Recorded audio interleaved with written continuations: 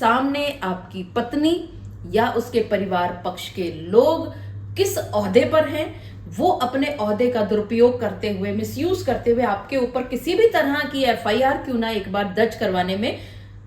खुशी महसूस कर लें, लेकिन अंत में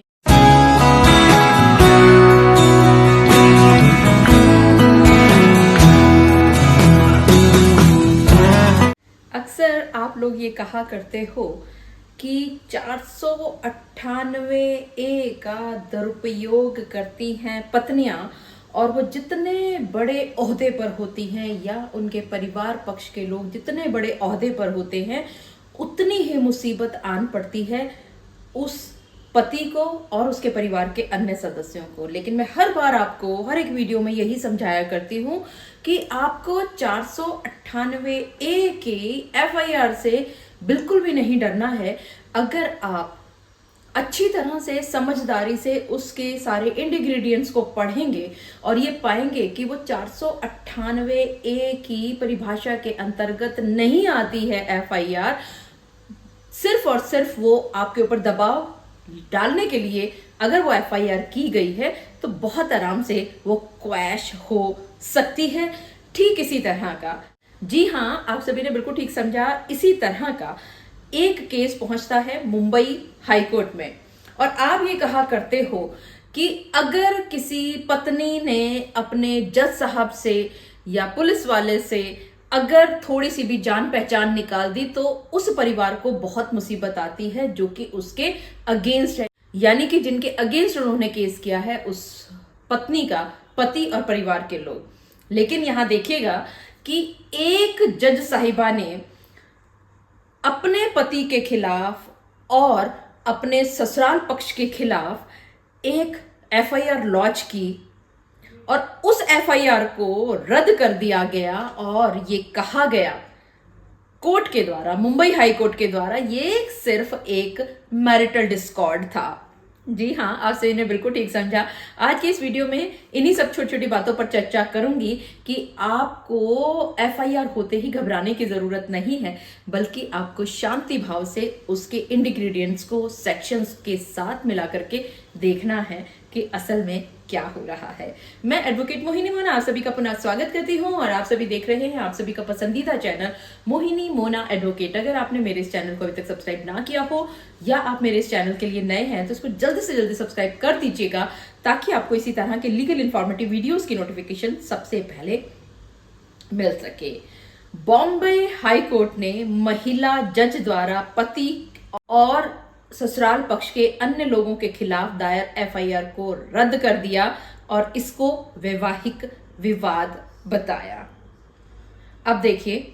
इस एफआईआर में असल में होता क्या है। एक महिला जज हैं और वो एलिगेशंस लगाती हैं कि उनकी जो जुडिशियल ड्यूटीज हैं, जिसको आप न्यायिक कर्तव्य भी कह सकते हैं, उसमें हस्तक्षेप करते हुए चैम्बर में जबरदस्ती घुसने का और धमकी देने का आरोप ये लगाती है। ये एफआईआर को क्वैश कराने के लिए जब इनके पति और अन्य लोग मुंबई हाई कोर्ट में पहुंचते हैं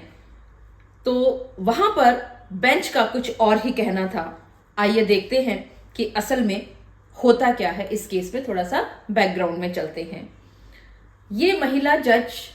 और इनके पति एक मैट्रिमोनियल साइट के द्वारा फरवरी 2018 में एक दूसरे के संपर्क में आते हैं और इन दोनों के बीच में कुछ समय के बाद शादी हो जाती है। और ये जो न्यायाधीश महोदय हैं, ये जो जज साहिबा हैं, ये आरोप लगाती हैं कि शादी के बाद इनके पति ने वैवाहिक संबंधों को बनाने से इनकार कर दिया, यानी कि कॉन्ज्यूमेशन के लिए मना कर दिया, ऐसा वो जज साहिबा कहती हैं, और जिसकी वजह से इन दोनों के बीच में विवाद उत्पन्न हो जाता है। और आगे ये जज साहिबा आरोप लगाती हैं कि ये जो इनकी जो सिचुएशन थी, जो इन दोनों पति पत्नी के बीच में जो मैरिटल डिस्कॉर्ड चल रहे थे, जो मैरिटल डिस्प्यूट्स चल रहे थे, ये सिचुएशन और ज्यादा खराब हो जाती है जब पति पहले भाई के साथ और परिवार के साथ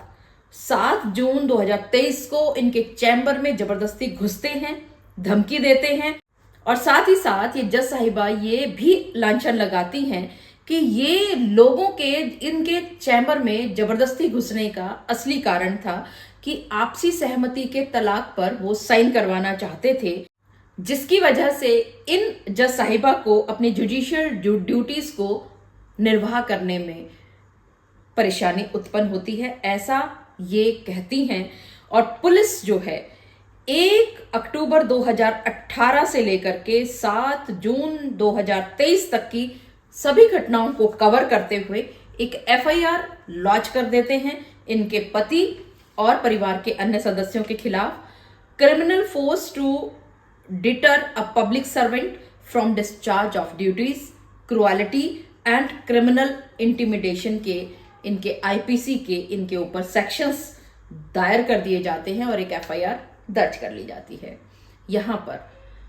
इन जज साहिबा के पति और अन्य सदस्य पहुंच जाते हैं मुंबई हाई कोर्ट में और वो यहां पर ये कहते हैं कि ये जो लांछन लगा रही है इनके चैम्बर में जबरदस्ती घुसने का और धमकियां देने का, इनकी जो जुडिशियल ड्यूटीज हैं उनको निर्वाह करने में हस्तक्षेप करने का, ये सारा गलत है। और वो साथ ही साथ वो बहुत सारे एविडेंसेस भी दिखाते हैं। वो ये भी कहते हैं कि ये जो जुडिशियल मजिस्ट्रेट साहिबा हैं ये सुबह से लेकर के और शाम तक अपना ड्यूटी उस दिन निर्वाह कर रही हैं, कहीं कोई दिक्कत नहीं हो रही है। खैर, ये केस पहुंचता है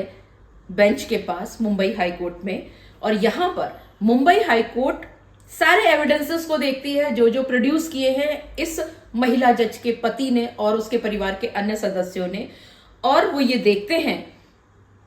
कि सुबह से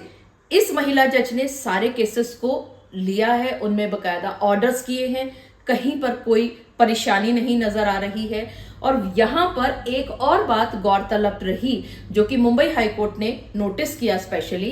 कि ये जो जज साहिबा है ये स्वयं कोर्ट छोड़ करके चैम्बर में जाती हैं इन सभी लोगों से मिलने के लिए। तो यहां पर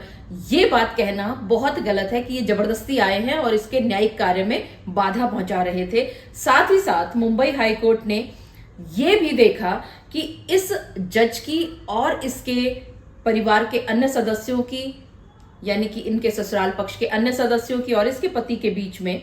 वैवाहिक कलह था और उस वैवाहिक कलह से उत्पन्न होकर के बदला लेने की जो भावना है उससे प्रेरित होकर के जज साहिबा अपनी इस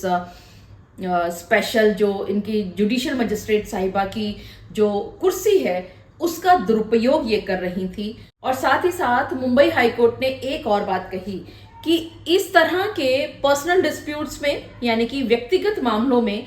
कानूनी कार्यवाही के दुरुपयोग को रोकने के महत्व पर भी जोर देना जरूरी है, क्योंकि यहां पर इस केस में ये बात ठीक है कि इनके पति या अन्य सदस्य आए होंगे, लेकिन ये महिला जज स्वयं उनसे मिलने के लिए चैम्बर में पहुंच रही हैं। ये महिला जज सुबह से लेकर के शाम तक सारे केसेस को अच्छी तरह से सुनवाई कर रही हैं। तो कहीं पर भी ये कहना गलत है कि जुडिशियल ड्यूटीज में निर्वाह में इन्होंने कहीं पर भी हस्तक्षेप किया हो और ये कहीं ना कहीं अपनी इस कुर्सी का दुरुपयोग करती हुई नजर आ रही हैं। ये जो कानूनी कार्यवाहियां होती हैं इनके दुरुपयोग करती हुई नजर आ रही हैं और इस पर रोक लगाने की बहुत जरूरत अब महसूस हो चुकी है। और ये कहते कहते मुंबई हाई कोर्ट ने इस एफआईआर को, जो कि इस महिला जज ने अपने पति और ससुराल पक्ष के अन्य सदस्यों के खिलाफ दर्ज की थी, उसको रद्द कर दिया। मुझे पूरा विश्वास है कि आप सभी को मेरे आज के इस वीडियो के माध्यम से एक बात भली भांति पता चल गई होगी कि आपको घबराने की जरूरत नहीं है कि सामने आपकी पत्नी या उसके परिवार पक्ष के लोग किस ओहदे पर हैं। वो अपने ओहदे का दुरुपयोग करते हुए, मिसयूज करते हुए आपके ऊपर किसी भी तरह की एफआईआर क्यों ना एक बार दर्ज करवाने में खुशी महसूस कर लें, लेकिन अंत में